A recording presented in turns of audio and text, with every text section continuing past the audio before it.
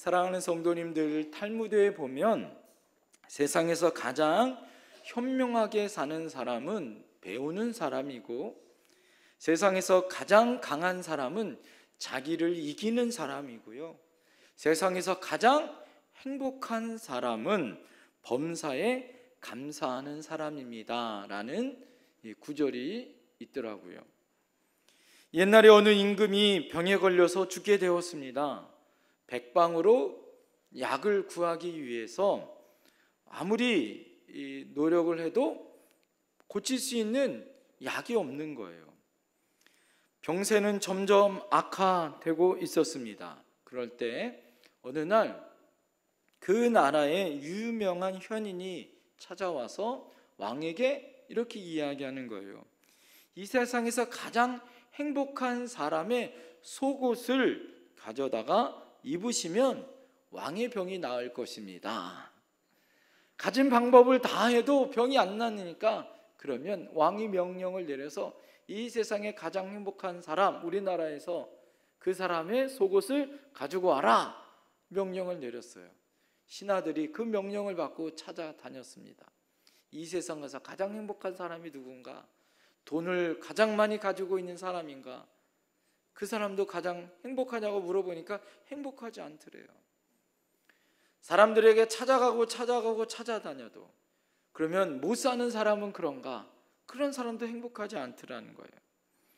병세는 점점 악화되고 사람은 찾을 수 있어요, 없어요? 찾을 수 없어서 힘들고 어려웠다는 거예요. 그래서 하나밖에 없는 왕자가 친히 행복한 사람을 찾으러 함께 다녔다는 거예요. 아무리 다녀도 찾을 수 있으니까 없으니까 없었다고 그래요. 그러던 어느 날 지나가는데 한 못 사는 집이 이렇게 기울어가는 오두막집에 이 행복한 노래와 찬송 소리가 들리더래요. 그래서 이 왕자가 몰래 조용히 안을, 창문을 이렇게 들여다보니까 사람들이 너무, 가족들이 행복하게 하나님 앞에 예배하고 감사하고 영광을 돌리는 모습이 있더라는 거예요. 그래서 들어가서 자초지경을 이야기하고 속옷을 좀 벗어달라고 체면을 구기면서 이렇게 얘기했다는 거예요. 그랬더니 이 사람들이 그럴 수 없다고 이렇게 단칼에 거절을 하는 거예요. 그러니까 왕자가 화가 났습니다. 속옷을 달라고! 여러분, 그렇게 화가 날 정도로 아무리 애원을 해도 못 준다는 거예요. 칼을 빼서 유업을 해도 못 준다는 거예요. 그래서 신하들을 시켜서 군사들을 붙잡아 놓고 겉옷을 찢었습니다. 그런데 세상에, 여러분, 겉옷을 찢고 나니까 그 이유를 알았어요. 왜 그랬을까요? 속옷이 없는 거야. 너무 가난해서 이 집은 속옷을 입을 수 없었다는 거예요. 그러면서 이 왕자가 깨달았다는 겁니다. 여러분, 행복은 속옷에 있지 않다라는 거예요. 행복은, 감사는 어떤 환경에 있지 않다는 것을 깨달았다는 겁니다. 여러분, 행복은 감사에서 나온 것, 감사는 곧 행복이다라는 거예요. 여러분, 우리에게 무엇이 있어 감사하는 것이 아니다라는 거예요. 우리에게 어떤 환경과 조건이 맞아서 감사한 것이 아니라 주님은 우리에게 범사에 감사하라, 늘 감사할 여러분 이유와 환경을 하나님께 두어라라고 말하고 있더라라는 거예요. 그래서 칼 힐티라는 사람의 행복론에 보면 이렇게 말합니다. 행복의 첫 번째 조건이 무엇이냐? 감사하라 라는 것이 첫 번째 조건이다라는 거예요. 사랑하는 성도님들, 믿음으로 감사할 때 우리에게 기쁨이 찾아오는 줄 믿습니다. 믿음으로 범사에 감사할 때 우리의 신앙의 인격이, 또 나의 믿음이 성숙하고 발전해 나가더라라는 거예요. 성경에 보면 감사라는 성구가 몇 번이 나오냐면 180번이 나옵니다. 여러분, 성경에는 우리가 하나님 앞에 감사하되 하나님께 감사하라라고 말씀하고 있어요. 특별히 여러분, 하나님의 은혜 안에 감사는 그냥 해도 되고 안 해도 되는 것이 아니라 명령으로 하나님께 감사라고 오히려 강조하고 있더라라는 거죠. 오늘 본문에 보면 시편 100편에 보면 우리의 창조주 하나님께 감사라고 말하여 그분은 우리의 왕이시고 우리는 그분의 양처럼 그분이 우리에게 목자가 되어 주심에 우리가 즐거워하고 감사하고 찬양하고 감사할 이유가 있다라고 오늘 말씀해 주고 있습니다. 우리가 성전에 들어갈 때 감사함으로 하나님 앞에 송축하며 예배를 드리라라고 말씀하고 있습니다. 사랑하는 성도님들, 하나님 앞에 그래서 우리가 이 예배의 자리에 나올 때 어떠한 마음과 자세로 하나님 앞에 나와야 하는가? 첫 번째는 하나님 앞에 감사하며 나와야 된다라는 거죠. 차원 높은 감사로 마음껏 하나님 앞에 감사를 드릴 수 있어야 된다라는 거예요. 그래서 오늘 전반기, 이 상반기를 하나님께 감사하는 절기가 바로 맥주 감사절입니다. 차원 높은 감사로 하나님께 영광을 돌릴 수 있는 복된 성도가 되시기를 간절히 축원드립니다. 그러기 위해서 우리가 어떤 감사를 드려야 되냐? 따라하겠습니다. 차원 높은 감사를 드리자. 감사에도 여러분 차원이 있다라는 거죠. 그러면 차원 높은 감사는 어떤 감사인가? 첫 번째, 따라합니다. 차원 높은 감사는 역경 중에 드리는 감사입니다. 여러분, 첫 번째 차원 높은 감사는 역경 중에 드리는 감사가 참된 감사다라는 거예요. 형통하고 평안할 때 감사할 수 있는 것은 누구나 감사할 수 있습니다. 역경 중에 드리는 감사야말로 진정한 감사요, 차원 높은 감사다라는 거예요. 농사가 잘 되고 풍년이 들어올 때 여러분, 그것은 누구나 감사할 수 있습니다. 지난 우리가 6개월을 돌아보면, 상반기를 돌아보면 하나님이 우리 가정을, 우리 일터를, 나의 직장을 하나님이 지켜주시고 함께해 주시고 감사할 조건과 환경이 있다면 우리는 하나님 앞에 감사할 수 있습니다. 그것은 당연한 거다라는 거죠. 여러분, 여행을 무사히 잘 마치고 돌아왔을 때 감사하고 시험을 치루어 합격할 때 우리는 감사할 수 있고 무슨 일이 잘 형통할 때 여러분, 그것은 하나님 앞에 우리가 감사할 수 있어요. 그러나 어떤 사람은 감사함에도 불구하고 그 감사를 또 잊어버리는, 그것을 무시하는 사람들도 있더라. 그것도 온당치 못한 사람들이다라는 거죠. 성도는 마땅히 감사할 때 감사를 드리지 못한다는 것은 자격 미달의 신앙입니다. 그것보다 더 깊고 차원 높은 감사는 무엇이냐? 역경 중에서도, 고난 중에서도, 환난 중에서도 뭐 할 수 있는 사람? 감사할 수 있는 사람이 진짜 감사의 성도다라는 거죠.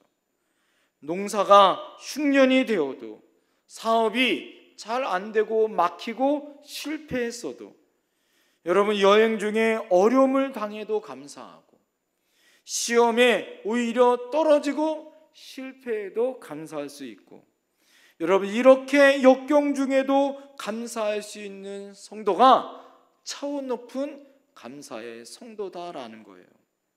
오늘 본문 시편의 노래는 결코 평안하고 여러분 넉넉하고 안락할 때 지은 시가 절대 아닙니다. 오늘 그 어느 곳에 천막을 쳐야 하나 걱정이 있어요. 그 어느 곳에 가서 양떼에게 풀을 뜯어 먹여야 하나 걱정이 그 안에 있습니다. 거기는 사막이요 고단하고 뜨거운 태양이 있고 힘들고 고단한 삶으로 지칠 대로 지쳐 있어요.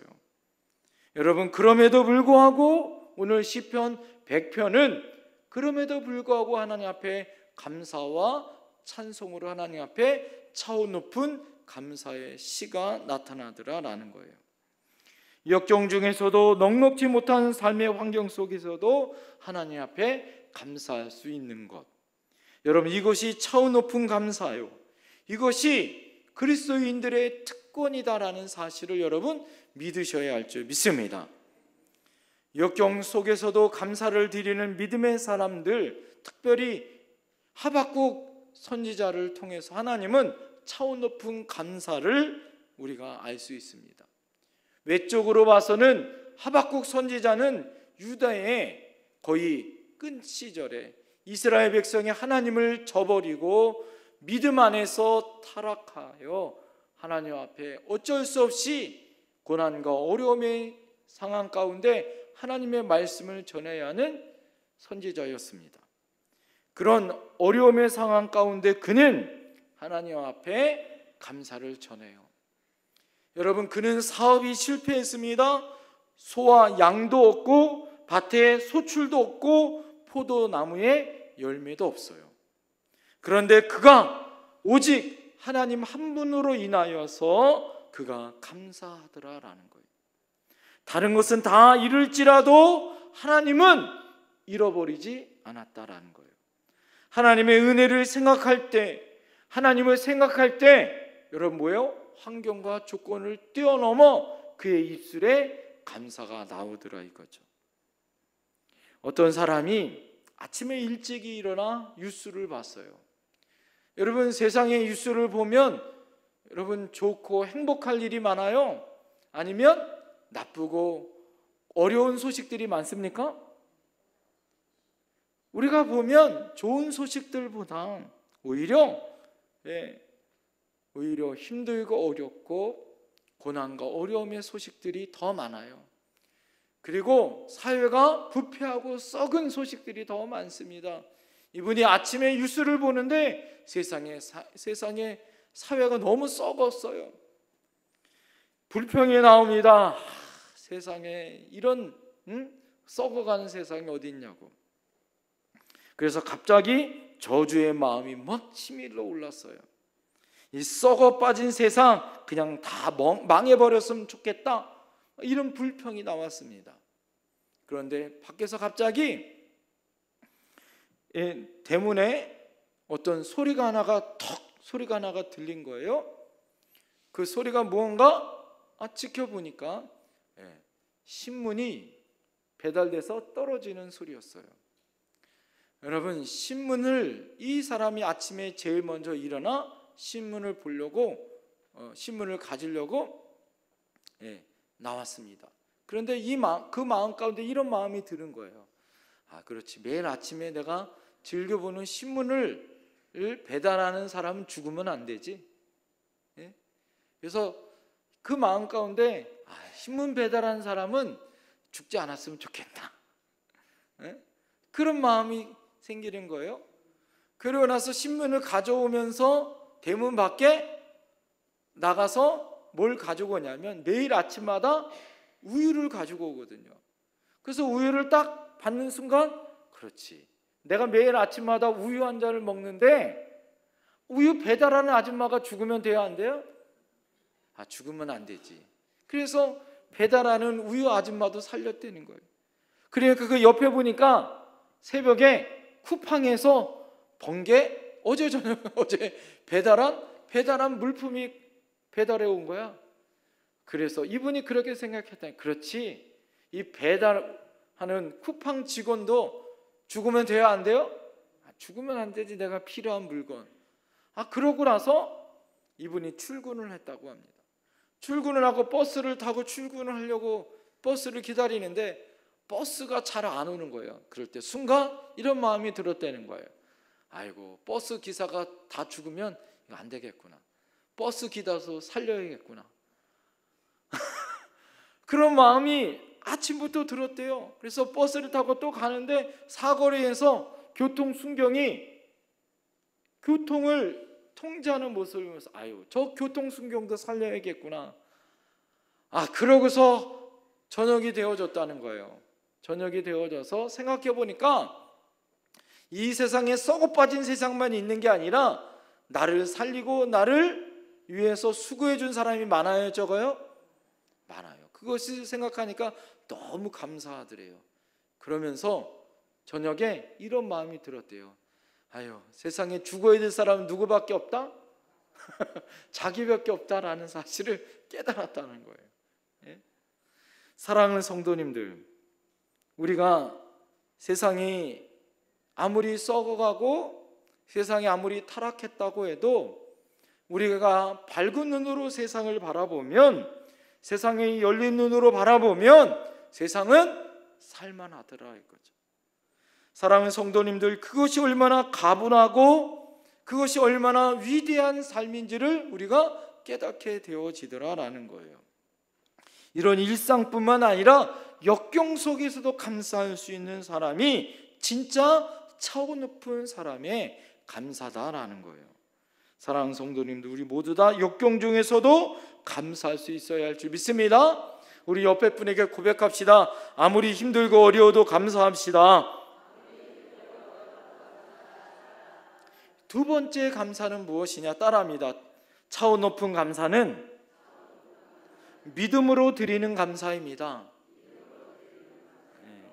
여러분, 믿음으로 드리는 감사, 이는 하나님을 신뢰하고 굳건한 믿음에서 비롯된 거다라는 거예요. 여러분, 우리 하나님 백성이라면 하나님의 백성은 이 세상을 어떻게 바라봐야 되냐? 바로 하나님의 눈으로, 하나님의 믿음의 눈으로 우리가 바라보며 살아야 된다라는 거예요. 오늘 본문 3절 말씀을 다 같이 한번 읽어보겠습니다. 본문 3절 말씀 시작.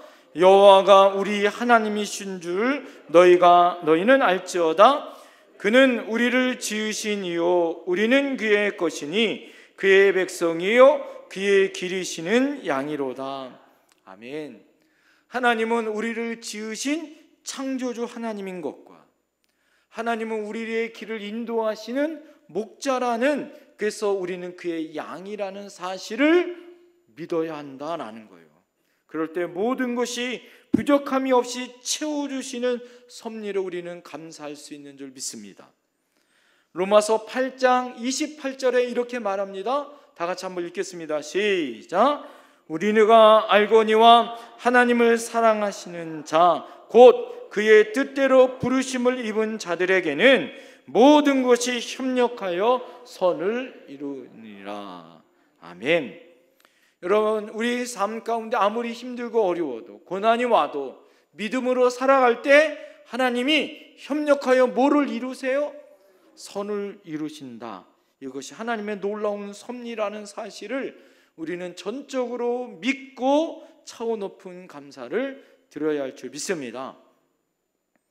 미국의 어느 도시에 황소가 전신주를 지나가다가 쾅 받았습니다. 그 전신주가 넘어지면서 불꽃이 튀기면서 그 도시에 불이 붙기 시작한 거예요. 여러분, 이 화재가 점점 커지기 시작했습니다. 그래서 도시 전체가 화재가 나서 불이 붙어가지고 완전히 그 도시가 잿더미가 되어졌어요. 그러고 난 다음에 미국의 사람들이 그 도시가 잿더미가 되어져서 다시 도시를 어떻게 했냐면 계획적으로 설계를 했다는 거예요. 거리도 길도 건물도 새롭게 정비를 하고 아주 큰 계획된 도시로 다시 정비를 해서 만들었다는 거예요. 그래서 세운 도시가 바로 시카고입니다. 그래서 여러분, 시카고 농구팀은 상징이 뭔지 아세요? 시카고 불스는 황소예요. 황소. 왜 그랬을까요? 화재가 되어서 아무것도 없는 잿더미로 다시 세워진 도시가 바로 이 시카고 도시였다는 거예요. 그 시카고 도시에 교회가 한 교회, 아주 유명한 교회가 있었습니다. 그 교회가 무슨 교회냐면 우리가 잘 알고 있는 무디 목사님이 세운 교회가 바로 시카고 도시에 있었습니다. 그리고 그 교회와 옆에 성경학교가 있었습니다. 이 무디 목사님이 이 불이 난 그 현장 가운데 찾아갔는데 그 교회도 여러분 살아났을까요? 안 살아났을까요? 다 잿더미가 된 거예요. 잿더미가 된 상태에 있을 때 기자가 그 유명한 무디 목사님 교회가 다 잿더미가 됐으니까 와서 비꼬듯이 이야기를 한 겁니다. 목사님, 설교 때마다 목사님은 하나님은 살아계시고 전지전능하시다고 무엇인지 원하면 다 이루신다고 하나님 앞에 그렇게 설교하셨는데 왜 목사님의 교회도 하나님 앞에 기도하여 불이 붙지 않게 해달라고 해야 되는데 목사님의 교회도 모조리 잿더미가 되어져서 이렇게 다 불탔습니까? 비꼬듯이 이렇게 이야기한 거예요. 그랬더니 이 무디 목사님이 이렇게 답변을 했습니다. 나는 오래전서부터 하나님의 살아계심과 하나님 앞에 은혜를 기도하면서 더 큰 예배당을 지어달라고 하나님 앞에 기도하였습니다. 그랬더니 하나님께서 우리 교회가 허물 때에 허물면 쓰레기가 나오잖아요. 하나님은 쓰레기 경비를 하나님은 없애기 위해서 우리 교회를 다 잿더미로 만들어 주셨습니다. 제가 단언컨대 하나님은 지금보다 더 크고 더 위대한 교회로 만드시고 성경학교 또한 그렇게 만들어 주실 것입니다 라고 선포했어요. 여러분, 불을 피해 나온 잠옷바람에 나온 이 무디 목사님을 바라보면서 그 기자가 더 비꼬면서 이렇게 얘기했어요. 그러면 목사님, 돈은 있습니까? 그렇게 크고 그렇게 장엄한 목사님의 꿈인 그 교회와 건물을 지으려면 돈은 있습니까?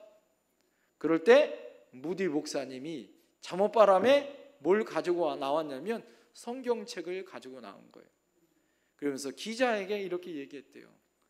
기자 선생님, 저는 돈을 가지고 나오지 못했지만 아무리 썩어도 바닥이 나지 않는 하나님의 근거인 성경을 가지고 나왔습니다. 이 안에는 하나님의 놀라운 예배당과 하나님의 성경학교가 보란듯이 기록되어 있습니다. 이러면서 믿음을 선포했다는 거예요. 그런데 여러분, 정말 여러분 몇 년이 안 되어져서 이 시카고에서 가장 크고 가장 훌륭한 무디 교회가 만들어지고 무디 성경학교가 만들어져서 하나님 앞에 영광을 돌렸더라 이거예요. 사랑하는 성도님들, 협력하여 하나님은 선을 이루시는 하나님입니다. 그래서 하나님 앞에 우리가 감사를 드릴 때 어떻게 감사를 드려야 할까요? 믿음으로 감사를 드려야 합니다. 할렐루야! 우리 옆에 분에게 고백합시다. 믿음으로 감사를 드립시다. 마지막 세 번째입니다. 여러분, 세 번째 차원 높은 감사는 무엇이냐? 따라합시다. 계산을 초월한 감사입니다. 여러분, 하나님과 우리 관계를 계산의 관계로 만약에 생각한다면 그것을 어떻게 우리가 구원받고 논할 수 있겠습니까? 하나님과 우리의 관계는 사랑의 관계인 줄 믿습니다. 만약 부모가 자식에게 내가 너 키울 때 밥값 계산하고 학비 계산하고 양육비 계산하고 그것을 청구한다면 어떻게 되겠어요? 그것을 계산할 수 있겠습니까? 네? 하물며 하나님께서 우리에게 주신 무한하신 은혜와 사랑을 무엇으로 계산하겠습니까? 우리 찬송가 가사 중에 하늘을 두루마리 삼고 바다를 먹물 삼아도 하나님의 은혜를 기록할 수 있어요? 없습니다. 우리가 그 찬양 오늘 불렀잖아요. 하늘을 두루마리 삼고 바다를 먹물 삼아도 하나님이 주셨던 은혜를 우리가 어떻게 다 기록할 수 있냐고요. 하물며 하나님이 주신 그 위대한 하나님, 우리를 사랑하여 주신 그 위대한 그 사랑과 은혜를 생각할 때 우리가 계산을 초월하여 우리의 정성을 다하고 생명을 다하여 하나님의 은혜와 하나님의 감사를 우리가 올려드리는 것은 당연하다라는 거예요. 오늘 여러분 본문 5절 말씀 다 같이 한번 읽어보겠습니다. 본문 5절 다 같이 시작. 여호와는 선하시니 그의 인자하심이 영원하고 그의 성실하심이 대대에 이르리로다. 아멘. 하나님은 선하셔서 그의 인자하심이 영원하고 그의 성실하심이 대대에 이르다라는 거예요. 하나님은 선하신 줄 믿습니다. 이것은 절대 명제예요. 오뚜기가 아무리 넘어져도 다시 일어나는 것처럼 우리 인생에 고난이 오고 억역경이 오고 어려움이 와도 그럼에도 불구하고 하나님은 선하십니다. 그 인자하심이 영원하십니다. 그의 성실하셔서 매일 우리가 하나님을 잃어버리고 우리가 하나님을 기억지 못할지라도 내 안에 계신 성령님은 늘 우리를 지키시고 함께 하시고 위로하시고 우리에게 놀라운 은혜와 성령으로 함께 하시고 우리 하나님은 날마다 우리의 기도를 들으시고 예수 그리스도로 우리는 구원받은 줄 믿습니다. 여러분, 하나님이 주신 그 은혜를 우리가 무엇으로 계산하겠습니까? 계산을 초월하여 베푸신 그 은혜가 우리에게 있더라라는 거예요. 우리도 계산을 초월하여 그래서 하나님 앞에 감사해야 되는 줄 믿습니다. 세상의 계산은요 이것과 같습니다. 한번 보겠습니다. 여러분 화면을 한번 보세요. 자, 여러분 세상의 계산은 저거와 같아요. 자, 처음에 계산이 뭡니까? 5 빼기 3은 뭐예요? 2입니다. 이건 세상의 계산이죠. 그죠? 그러나 하나님의 계산법은 이렇다는 거예요. 그것은 무엇이냐? 오해가 생길 때 상대편의 입장에서 계속 보여주세요. 네? 상대편의 입장에서 3번만 생각하면 이해가 된다. 이게 5 빼기 3은 2라는 거예요. 이게 하나님의 계산법이야. 네? 그러면 두 번째 뭐예요? 2 더하기 2는 뭐예요? 4. 이해가 더하고 이해가 되어지면 뭐예요? 사랑하게 된다. 이게 하나님의 사랑법이에요. 그럼 마지막 4 더하기 4는 8. 이게 뭘까요? 그렇지. 사랑하면 8. 뭘까요? 팔자가 핀다는 거야. 여러분 팔팔하게 살아날 줄 믿습니다. 됐습니다. 이제. 여러분 우리의 계산법은 5 빼기 3은 2. 이게 세상의 법이고 2 더하기 2는 4고 4 더하기 4는 8. 이게 세상법이지만 하나님의 계산법은 그러지 않더라라는 거예요.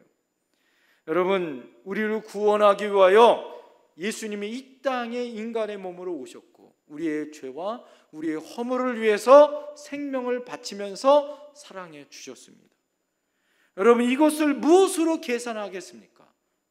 우리가 무엇으로 하나님 앞에 감사와 기쁨을 올려드리겠어요? 지난 6개월 동안 돌아보면 모조리 하나님의 뭐였더라? 하나님의 은혜였더라. 제가 지난 상반기를 돌아보니 모두 다 하나님의 은혜였더라 이거죠. 아니 올해는 우리가 50주년을 맞이하면서 신년 50년 동안 하나님께서 인도해 주셨던 그 하나님의 은혜를 우리가 무엇으로 계산하여 하나님께 영광을 돌리겠어요? 그 하나님의 사랑과 은혜에 대해서 우리가 어떻게 살아가야 되겠습니까? 어떤 아이가 뭔가를 가지고 노트를 가지고 엄마 앞에 나왔어요. 엄마, 내가 무엇을 적었느냐 하면 엄마한테 내가 받을 용돈을 내가 계산해 봤어요. 그러면서 엄마한테 내가 청구할 금액이 5,000원이에요. 5,000원. 자, 들어보세요.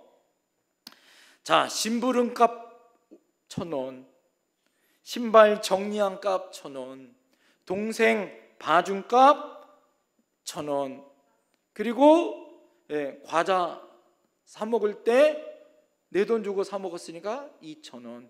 그래서 도합 5,000원. 엄마 주세요. 여러분 아이들이 막 이러잖아요. 나 용돈 달라고 막 이러면서 그런 것처럼. 그랬더니 엄마가 피식 웃으면서 그래? 잠깐만 기다려. 그래서 엄마도 노트를 하나 꺼내고 거기다 쓰는 겁니다. 그래, 너한테 이 아이가 8살이었어요. 8년 동안 너한테 먹이고 입힌 값 얼마 적었을 것 같아요? 0원. 수없이 설거지하고 너 옷 빨아준 값 0원. 너가 아플 때 밤새고 간호해 준 값 0원, 숙제 도와주고 시중 들어준 것 0원. 그래서 내가 너한테 청구할 금액은 0원이야. 그러면서 엄마가 너는 5,000원, 나는 너한테 청구할 금액이 0원이야. 그랬더니 이 아이가 머쓱해서 머리를 막 긁는 거예요. 예? 그랬더니 왜 엄마 0원 적었어요? 왜 0원 적었어요? 그렇게 말하니까 엄마가 그야 나는 너 너무 사랑하기 때문에, 나는 너 너무 사랑해서 나는 모두 다 그냥 0원이야.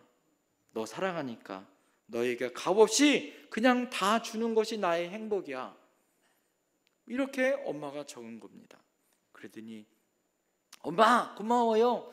나 엄마한테 청구할 금액 없어요. 그리고 엄마를 다 끌어안아 줬대요.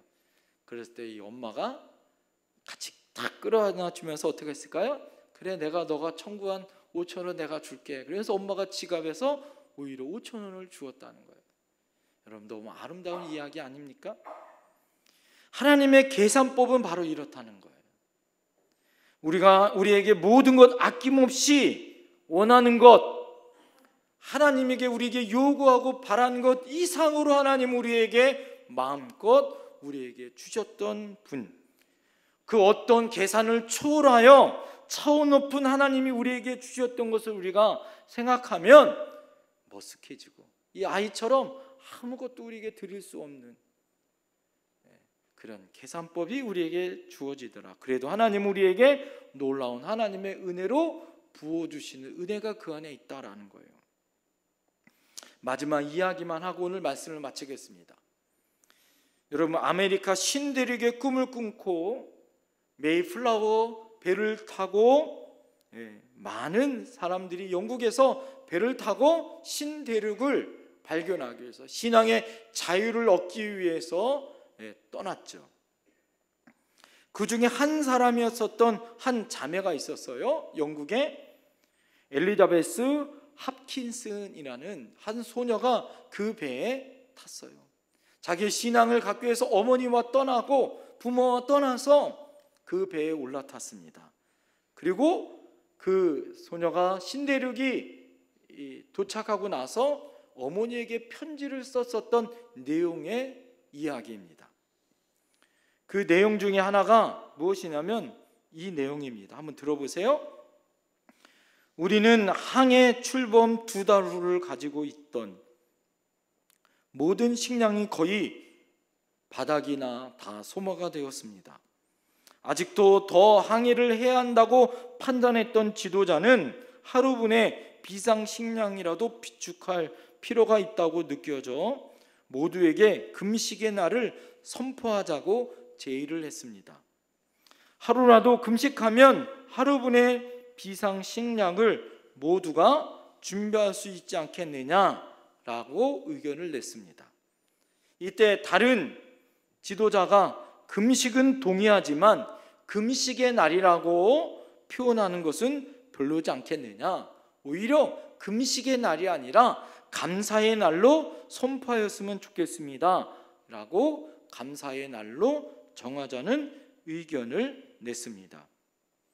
이렇게 오히려 이게 금식의 날이지 이 감사의 날이냐고 반문하는 사람도 있었지만, 오히려 그분이 이렇게 이야기했습니다. 우리는 신대륙에 거의 가까이 왔다고 생각되어집니다. 아직도 우리의 길이 얼마 남은지는 알 수 없지만 우리 중에 대부분은 아직도 건강하고 생존하고 있다는 것에 감사합니다. 우리 마음속에 아직도 신대륙에 대한 미래가 있다는 것에 얼마나 감사한 일입니까? 그래서 우리는 시편 100편을 읽고 주 앞에서 감사하고 기도하고 찬양의 예배를 드렸습니다. 사랑하는 어머니, 우리는 이제 곧 신대륙에 도착할 것입니다. 앞으로 무슨 일이 일어나는지 모르겠습니다. 그러나 우리가 아는 것은 한 가지, 우리의 미래가 있는 곳에 우리가 있을 것이라는 사실입니다. 지금 우리는 어려움 가운데 모두가 감사하고 있습니다. 여러분, 그들은 그 후에 정확하게 닷새후, 이 편지를 쓴 소녀가 이 편지를 쓴 닷새후에 1620년 12월 21일 신대륙인 미국 프리머스 항구에 이 메이플라워호가 도착을 했습니다. 사랑하는 성도님들, 감사는 기적을 만드는 거예요. 오늘은 맥주 감사절입니다. 하나님께 우리가 어떻게 더욱 감사로 영광을 돌리는 절기예요. 평소에 잘못했더라도 하나님은 우리가 감사한 그 감사의 표현만으로도 하나님은 너무나도 기뻐하실 거다라는 거예요. 그래서 오늘 여러분, 하나님 앞에 맥주 감사절 지내서 차원 높은 감사를 드리자는 거예요. 첫 번째, 어떤 감사? 역경 중에서도 감사하는 성도. 두 번째, 믿음으로 감사하는 성도. 세 번째, 계산을 초월하여 감사하는 성도. 우리 모두 다 그런 성도가 되기를 소망합니다. 기도하겠습니다.